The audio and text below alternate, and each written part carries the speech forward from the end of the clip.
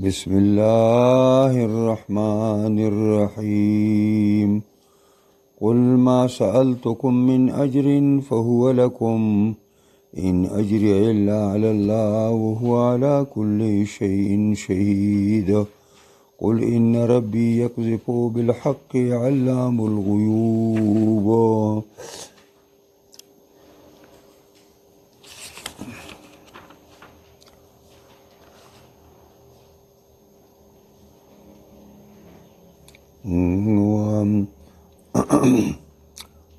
قل جاء الحق وما يبدئ الباطل وما يعيد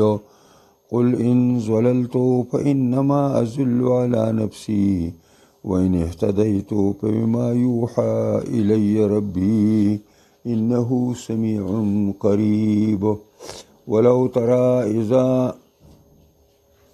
إذا فزعوا فلا فوت وأخذوا من مكان قريب وقالوا آمنا به وأنى لهم التناوش من مكان بعيد وقد كفروا به من قبل ويقذفون بالغيب من مكان بعيد وحيل بينهم وبين ما يشتهون كما فعل بأشياعهم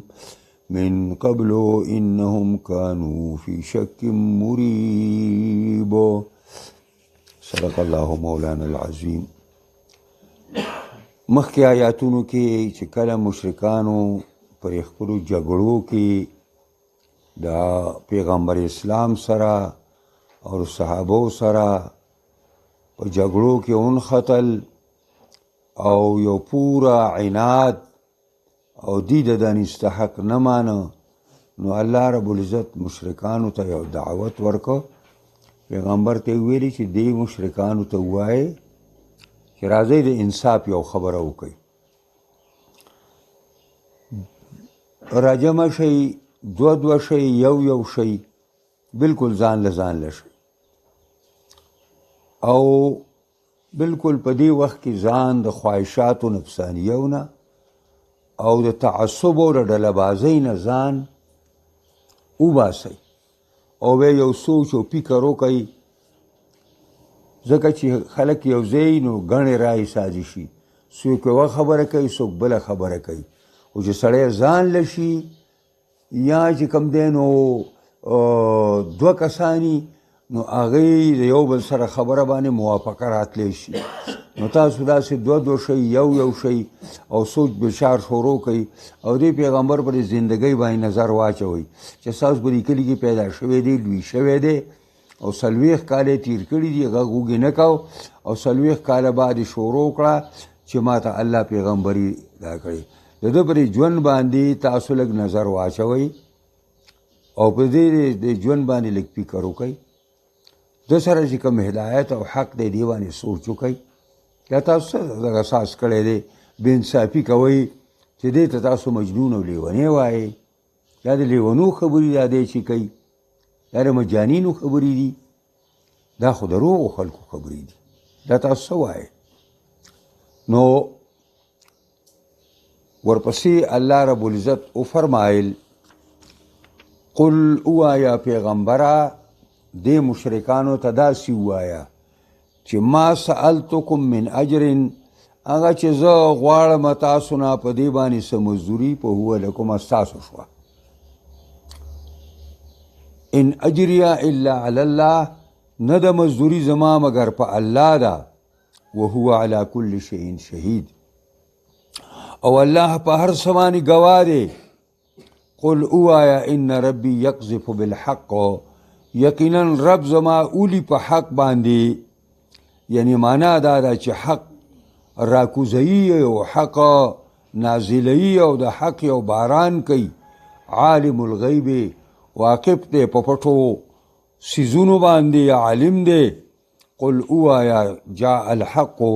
حق راغی، وما یبدئ الباطل، نه باطل بیا سره شروع کېدی شي، وما یعید او نه واپس کېدلی شي. قل ان زللتو، اوایا که زه ګمراه یمه او ما نه لار خطا شوي، فانما ذل علی نفسي، د دې ګمراهۍ سزا ابه زما په نفس باندې، ته خو به خلاص. و ان اهتدیتو کما درست لار موندلی یو برابر لار می موندلی نو په بما یوحا الی ربی دا په ثواب د هغې به چې زما رب ماته وحی کړی دی درست لارې انه قریب یقینا سمیع دا زما رب اوریدونکی د هر څه دی او قریب نږدې دی هر چاته ولو ترى اذ فزعوا که اوویني ته ای پیغمبره د دې مشرکانو حالت نو لرأیت امرا عجیبا ناشنا شی به ویني کله اذ فزعوا کله چې دوی په غبراهټ کې شي د قیامت د حول او هیبت نه فلا فوته نه بر دوی دپاره خلاصی چې دوی وتښتي و اخذوا من مکان قریب او بنیولی شي د یو نږدې ځای نه وقالو آمنا به وایي دوی به ووایي وخت کې چغې به کړي موږ ایمان راوړی پرې قرآن باندې او پرې پیغمبر باندې هو انا لهم التناوش من مکان بعید د کوم ځای نه به دوی دپاره حصول د ایمان او حصول د توبې راشي د ځای لرې نه وقد کفروا به حال دا دی چې دوی کفر کړی او په دې قرآن باندې او په پیغمبر باندې من قبل مخکې دي نه په دنیا کې او یقذفون بالغیب دوی به اشتل کول په نالیدلې باندې من مکان بعید د هغه ځای لرې نه وحیل بینهم پرده به شي او مانع به شي په منځ د دوی کې او د هغه خبرو کې یشتهون چې دوی غوښتل کما فعل باشیاعهم لکه څنګه چې کړی شوي دی کار د دوی په اشباح او امثالو باندې چې د دوی غوندې مشرکان تیر شوي دنیا کې من قبل مخکې د دوی نه انهم کانوا فی شک مریب او دغه مخکني قومونه په یو ډېر لوی شک کې د حق نه پراته ځکه تباه او برباد شوي دقسې قریشیانو ستاسو تباهي او بربادۍ ټیم هم نږدې دی دا به تاسو ته زر راورسي نو لومبۍ خبره ده چې قل ما سألتکم ووایه پیغمبره دې مشرکو ته هغه چې زه تاسو نه غواړم من اجر څه اجر په وولم که زه ستاسو نه په دې دین رسولو چې زه لګیا یم تاسو شپه ورځ دین رسوم او د دین دعوت دله در کوم او د دین تبلیغ درته کومه او شپه ورځ لګیا یم نو دې خو داسې معلومیږي لکه زه تاسو څه مزدوري غواړم نو تاسو د هغې نه درانه یئ ووایه که زه غواړم تاسو نه په دې باندې څه اجر چې ما له مزدوري راکوئ تاسو ته ما دین وښوده نو په هو لکم ستاسو شوه وایي موږ د پښتو کې وایي که ما له څه راکوې ځان سې وساته اما له مه راکوئ هغه اجر ستاسو شو چې تاسو پرې ماړه شئ نو ستاړو اجر ته حاجت نشته نه ان اجري الا علی الله نه د مزدوري زما مګر په الله د چاله چې کار کوم د هغه نه مزدوري غواړم زه دا کار د الله دپاره کوم د الله دین تاسو ته ښایم الله به ماته د دې اجر راکوي الله به ماته د دې مزدوري راکوي او تاسو زما په نیت باندې اعتراض کوئ چې ستا نور و عزایم دي ته مشري غواړې دا ملکي موږ نه اخلي نو وهو علی کل شیء قدیر شهید الله په هر څه باندې ګواه دی الله رب العزت ته زما نیت او اراده هم معلومه ده چې زما نیت او اراده صرف ستاسو د اصلاح ده تاسو سره درست لارې ده زما اراده او نیت صرف دا دی چې تاسو دنیا و آخرت کې کامیاب شئ دنیا و آخرت کې ستاسو کامیابي غواړم زه اوایا پیغمبره قل اوایا ان ربی یقذف بالحق یقینا زما رب راکوزی حق لره قذف اصل کی اشتلو ته ویلې کیږي خودلته مالا نزول دی الله پاک نازلی حق لرا دا وحی د اسمان د طرف راځي د دې وحی باران د دې اسمان د طرف کیږي نو زما رب راکوزی حق لرا چې هغه دا دین حق دی دا وحی قرآنی دا الله راکوزی هغه یو باران الله تعالی پر دنیا باندې وکړو او علام الغیوب دا سي الله چې هغه پوی دی په پټو باندې هغه شینا چې د خلکو نه د نظر نه پنهان دی او پټ دی الله پاک ټول واقف دی عالم الغیب صرف الله دی د الله نه علاوه په پټو باندې هیڅوک نه پوهیږي نه پیغمبران پوهیږي نه اولیاء کرام پوهیږي نه عالمان پوهیږي هیڅوک نه پوهیږي دا چې څوک دعوا کوي نو دا دروغ وایي دا دروغ وایي علم غیب داسې دی چې الله ځان سره ساتلی دی دا هیڅ چاته نه ښیي ها البته پیغمبرانو ته انباء عن الغیب کوي هغوی ته ووایي چې په غیب کې دا خبره ده په غیب کې دا خبره ده په غیب کې دا خبره ده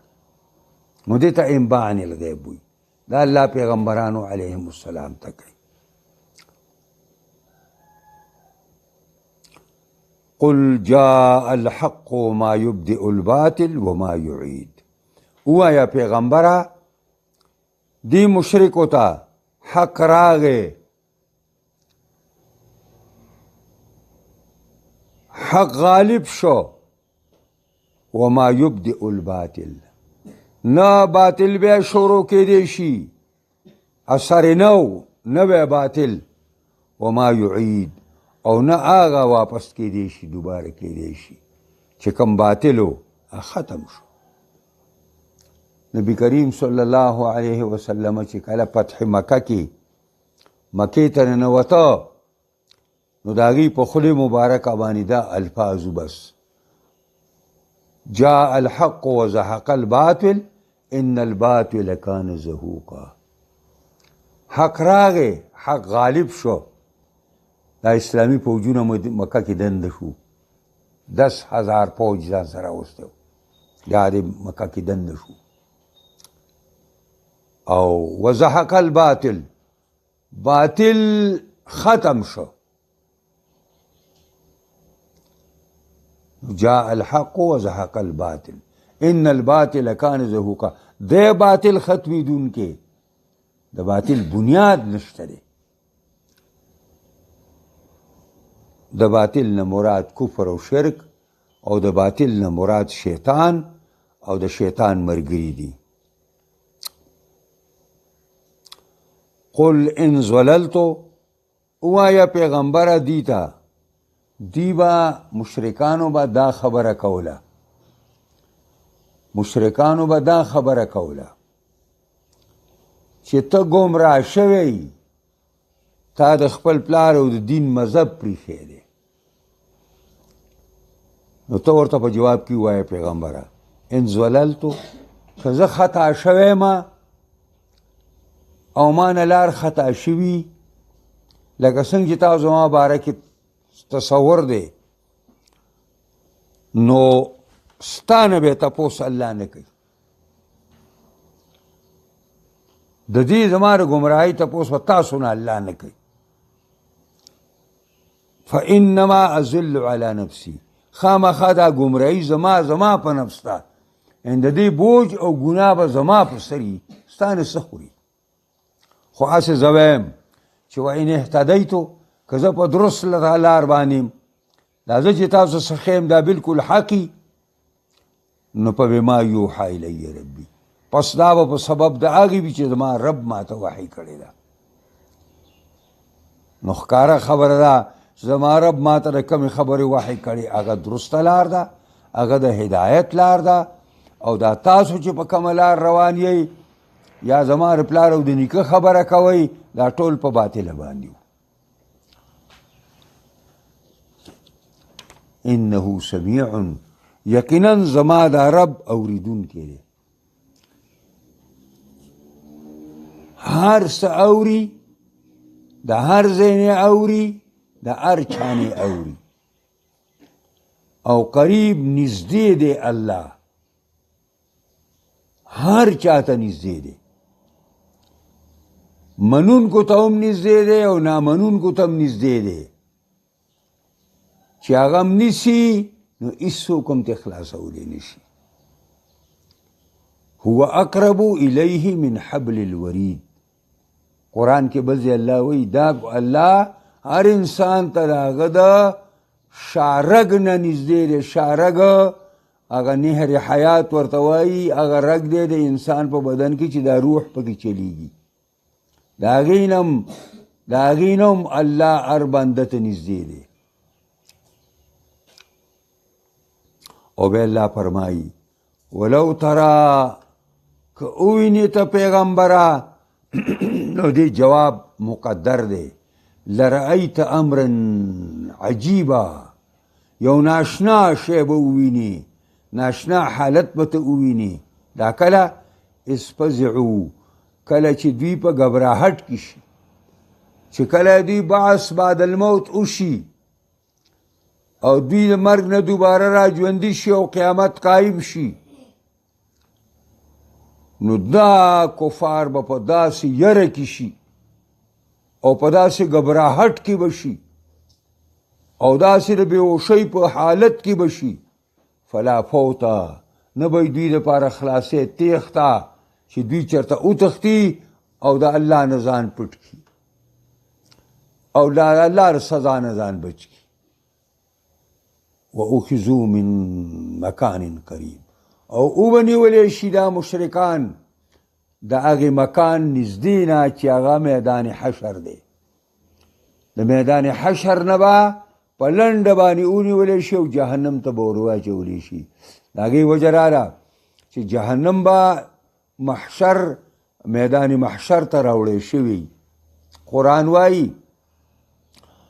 وجیع یومئذ بجهنم، را به وړی شي په دې ورځ باندې جهنم، او دا به په دې میدان حشر کې ولګولی شي، او دا د کندې په شکل باندې دی. نو په دې باندې به پاس پول ایښودی کېږي او پول به جنت ته ایښودی کېږي او هغې ته پول صراط وایي. په هغې باندې به وایي په دې باندې مشرکان، کافران، مسلمانان ته ورځئ پې. بس کافران او مشرکان او منافقان به لاندې ورغورځېږي، ځکه چې په هغې باندې یو باقاعده کونډۍ لګېدلي په حدیث کې راځي وعلى الصراط کلالیبو، په صراط باندې کونډې لګېدلي دي. هر مشرک او کافر، هر بد عمل او بد چلنه او هر منافق به نیسي او لاندې به ورچوي، او مؤمن به پې داسې تېرېږي، حدیث کې راځي لکه برق په شانتې، لا څنګه چې را پړک وشي که نه، داسې پړک سره به هلته تللی جنت کې به ناست. دا مکان قریب نه مراد میدان حشر دی. وقالو آمنا به، وایي مشرکان به چغه کي او کافران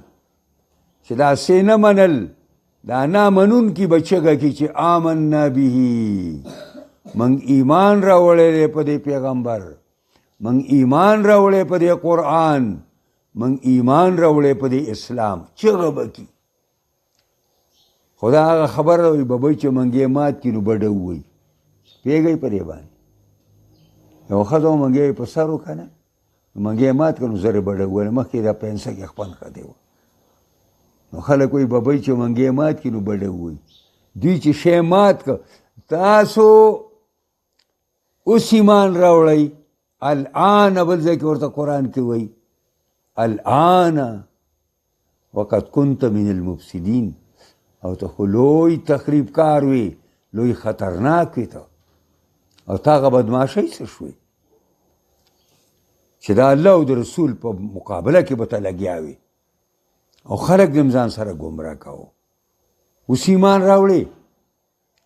آمنا به چغې به وي موږ ایمان راوړی موږ ایمان ځکه چې د ایمان هغه جوهر به ویني او فیدې به ویني چې ایماندار به جنت ته رواني لاړ به شي په عیش او آرام باندې به لاړ شي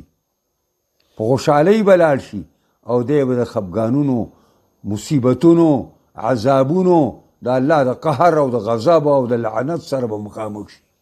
نو دی به چغې وایي آمنا آمنا الله فرمایي وأنا لهم التناوش من مکان بعید د کم ځای نه به دوی ته حاصل شي د کم ځای نه به دوی ته حاصل شي ایمان توبه من مکان بعید دغه ځای لرې نه دلته د مکان بعید نه مراد دنیا ده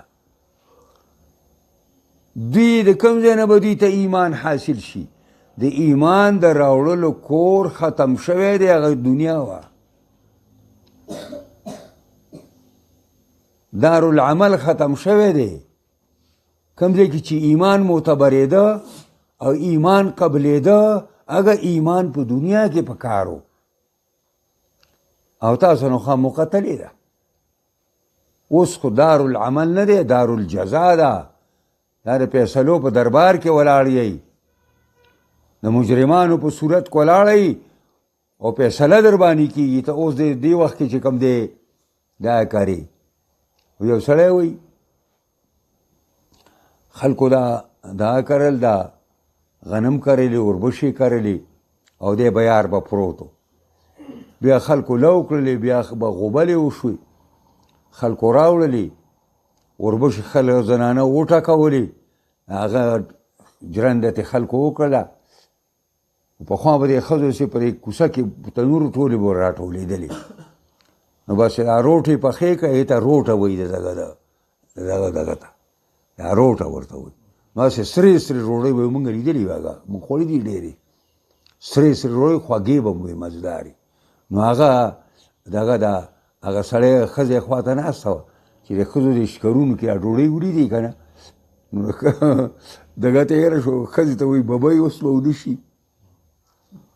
وایي ببۍ اوس به ونه شي هغه نه اوس ټیم ختم شوی دی نو دا د دوی لپاره به ایمان د کوم ځای نه حاصل شي د ایمان د ګټلو ځای دنیا د وا ختمه شوې ده او دی اوس د ایمان ته کوي د دې داسې مثال دی لکه سړی چې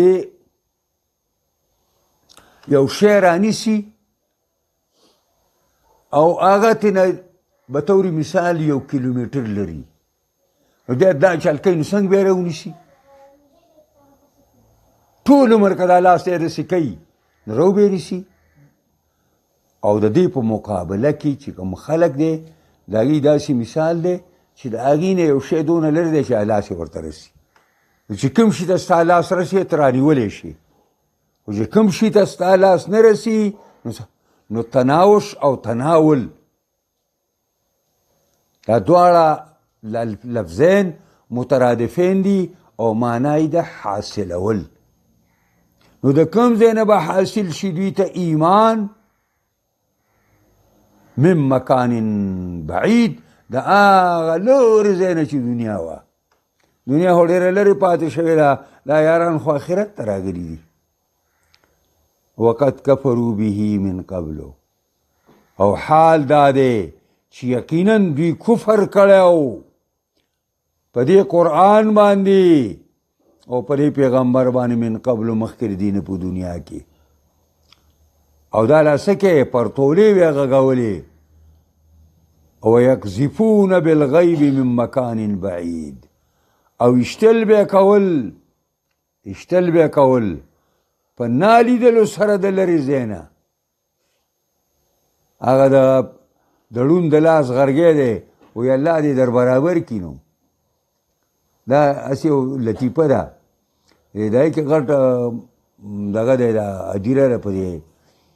دې 400 کې ډېر لوی اجیره ده نو دې کې چېرته وایي یو حفیظ وایي ډېر وران حفیظ و هسې وراني به هم کول غلاګانې به هم کولې نو یو خلکو ټولو پېژانده نو هغه یو سړی تانې راغیستی دی کور ته وړي د حفیظ والا مخې ته راغی چې حفیظ والا مخې ته راغی نو حفیظ ته ویل چې حفیظ صاحب ته راته نه وګوره زه مه پیزیمه نظر مې نه لګي راګي صاحب مې دی خو جار څنګه دی ته یې لږ وګوره جو هغه داسې پیز وګورت او داسې لاړ شاته تې تاو شه داسې لاړ شه داسې قبرونو کې خبر کې غلی داسې کېناست حفیظ صاحب څه شوې حفیظ صاحب څه شوې حفیظي څه شوې حفیظي غږ نه کوي وایي ښه ده نو خدای پاک دې راوکړي کاڼي خو هلته ډېري کاڼي راواخیستل یو ګزار یې وویشته بیا لاړ بل ځای کې پټ شو بیا چې بل ویشته بیا لاړ شو بل ځای پټ شو چې بل ځای ویشته وایي خدای نګر کته ورغی نو دا مشرکان چې دي دوی د لرې ځای نه ایشتل کوي کله وایي دا شاعر دی کله وایي دا مفتري دی کله وایي دا جادوګر دی کله وایي دا لیونی دی نو دا د غیبو باندې ایشتل دي داسې دی لکه سړی چې سترګې پټې کړي او کاڼې ولي چې خدای دې در برابر کړي ویقذفون بالغیب ولي دوی په غیبه باندې په نالیدلې باندې من مکان بعید د ځای لرې نه وحیل بینهم و بین ما یشتهون او پرده به شي حیله په معنا ده حجزه حاجز به شي مانع به شي د دوی او د هغه خبرو چې دوی غواړي او دا یوازې دلته نه ده کما فعل باشیاعهم من قبلو لکه څنګه چې کړی شوی دی دوی څه موږ هغه کار وکړو کوم چې کړی شوی دی د دوی د امثالو سره من قبلو مخکې دوی نه دې غوندې کافر او مشرکان چې مخکې تیر شوي دي هغې له موږ هغسې سزا ورکړې وه انهم یقینا دا مخکني مشرکان او کافران کانو پی شک مریب او دوی په شک انتهایی شک کې مریب هغه شک ته وایي چې هغه شک سړی په شک کې اچوي نو انتهایی شک ځکه زه ترجمه کوم انهم یقینا دا مخکني قومونه کانو دوی فی شک مریب په هغه شک انتهایی خطرناک شک کې تا سوره سبا انشاءالله ختم شوه دې کې آخري آیاتونو کې یو څلورو خبرو ته اشاره ده یوه دا دعوت الله تعالی ینبغي الا یاخذ الداعی علیه اجرا د الله دعوت پکار دادا چې رابلون کې پاګې باندې اجر نه علي دا یړیا او خیراتی کوي دا پکار دا اول العزمی ده نورو چې سړی متعین نه وي یو سړی دی په علاقه کې یو سړی دی او دا کار هېڅ څوک نه کوي او دله څوک اجر هم نه ورکوي دی به دا کار کوي د باندې فرض دی دا او که ګڼ خلک موجود دي نو بیا دی نه کوي نو دی په ماخوذ نه دی په دې باندې بهرحال د امام ابو حنیفه رحمت الله علیه به دا مسلکو دا به قولو چې د دین په هیڅ کار باندې به سړی اجر نه علي خو متأخرین علما چې کله رالل مجتهدین نو د هغه شاګردان ابو یوسف او محمد هم ورسره ملګري شو او هغوی دا فتوا وکړه چې چونکې بیت المال ختم شو اسلامي حکومت په زوال کې دی بیت المال هغه حیثیت نه دی قاریانو لا عالمانو لا امامانو لا مؤذنینو لا خلق تنخواګانې نه ورکوي نو اوس د دې لپاره دا ده چې دوی اجر او اجرت اخیستی شي بعضې عالمانو ته طالبانو وویل چې جي تاسو لکه دا خبرې موږ ته کوئ چې د ابو حنیفه دا مسلک دی او بیا تاسو ځان ته احناف هم وایي او تاسو په دې باندې اجر هلئ نو هغه چې بچیه زه خو په دې اجر نه هلم زه د دې لپاره اجر هلم ځکه چې بال بچله په پلار باندې ډوډۍ ورکول خوراک ورکول سکاک ورکول دا فرض دي نو چې زه دا نه هلمه نو زه به بیا بازار کې ټماټر خرڅوم نو ما دا خپل ټیم واګیسته او دغه مې که زه په دې باندې اجرت نه علم، زه دې دپاره علم، د اجرت دې دپاره علم چې دا مقرره ته میلاو شي چې دا کار وکړم د دین. نو په دې نیت باندې سړی کوي نو بیا ټیک ده، خدا لکه اولو العزمي نه ده. ویحتسب اجره علی الله، او طلب د ثواب د الله نه کوي چې زه را دین دا کار کوم دې باندې بس الله نه اجر غواړم، د مخلوق نه هېڅ شی نه غواړم. یو بیان صدق الله تعالی فی قوله جاء الحق وما یبدئ الباطل وما یعید، بیان د رښتینوالي د دې قول د الله چې حق راغی او باطل ختم نه واپس کېدی شي او نه بیا شروع کېدی شي. اذ هو، نو دا یو بله خبره ده چې پس یو څو کلونو کې اسلام په جزیرة العرب کې خور شو او په جزیرة العرب کې سوا د اسلام نه بل مسلک او مذهب پاتې نشو. نمبر 3 الایمان الاضطراری لا ينفع صاحبه، د زور ایمان چې دی دا هغه ایمان راوړونکي ته پیدا نه ورکوي. یو کابلی و چې راګیر کړی په زور یې پې مونځ کړی و، چې په زور یې پې مونځ کړی هغه چې مونځ وکړو بیا یې دوا کوله، ویل د زور مونځ ویل قبول مسې ویل، ویل د زور دغه ویل د زور مونځه قبول مسې ویل دا یې په ما په زور وکړو، ویل دا دې الله قبلی نه ویل. پوهېږئ په دې باندې؟ نو دا د زور مونځ چې دی دا اوس دوی ایمان راوړی دا ته زور ایمان وایي، دا یاران اوس ایمان راوړي. نو وایي چې ایمان اضطراري د مجبورۍ په حالت کې ایمان راوړل لا ینفع صاحبه، دا هغه ایمان راوړونکي ته پیدا نه ورکوي کل ایمان من رأى العذاب، لکه ایمان سړی راوړي کله چې عذاب ویني، او چې کله معاینه د عذاب وشوه فرشتې د مرګ سړي ته راغلې بیا د توبې دروازه بند شي په سړي باندې، بیا ایمان نه قبلېږي. د دې وجې نه موږ او تاسو ټول له پکار دی چې کم کمی موږ نه کېږي یا کم کمی موږ نه شوی چې موږ د اوس نه د هغې نه توبه وباسو. مقایس د مرګ هېڅ پته نه لګي. پرون دا وخت هغه واړه به داسې روان وو په دې لار باندې چې موږ په کومه لار باندې چې ځو داسې روان به وو، او نن هغه دی بیا یې د ښخولو شواره اوس کابو کېږي او واړه وو. تاسو خو وایږئ دا سپین ږیري به مري او موږ به دقسې ګرځو، خو دا واړه ګورې هم مري، دا پرون دواړه واړه مړه شو. پوهېږئ په دې باندې که د دې وجې نه وړو له هم په کار دا ده چې صحیح زندگی تیروي، برابره زندگی تیروي، د ګناهونو نه ځان بچ کوي، د بېدینۍ نه ځان بچ کوي، د بدعملۍ نه ځان بچ کوي. هر چا له په کار دا چې دا خپل پریز وکړي. او آخري الشک کفر ولا ایمان مع رؤیة العذاب، شک دا کفر دی چې په دین کې سړی شک کوي دا کافر کیږي، او ایمان سره د لیدلو د عذاب نه حاصلي چې عذاب الهي ښکاره شو بس د عذاب د ایمان دروازه پوری شي، بیا قوم نه بچ کی. انشاءالله سورې فاتحه به شروع کوو.